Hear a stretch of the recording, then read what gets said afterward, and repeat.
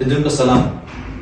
په نن زمانه کې چات جی پی ټي د ډېرو مسایلو حل اسانه کړی دی، خو هغه کسان چې په دې مسایلو باندې نه پوهېږي او دوی طبي موضوعات ستونزې د چات جی پی ټي له لارې حل کوي، دوی ته ډېرې ستونزې پېښولی شي.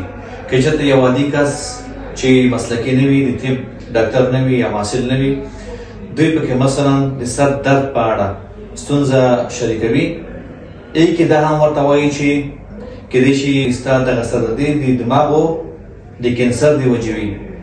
نو په دې وخت کې دغه کس چې عادي انسان وي زیات تشویش پیدا کوي، تشویش زیاتېږي او یو بل مشکل اخته کېږي چې هغې ته رواني مشکلات وایي، وسواس وایي.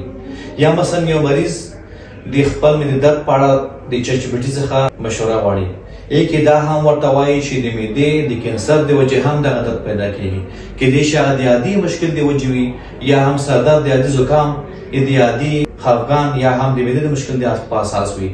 نو دغه مشکل چې کله دغسې کسان په چات جی پي ټي کې ګوري چې دوی ته د سرطان یادونه کېږي د دماغو یا هم د معدې یا د بل مشکل په اړه، نو دوی سره وسواس ډېر زیاتېږي او په رواني مشکل اخته کېږي.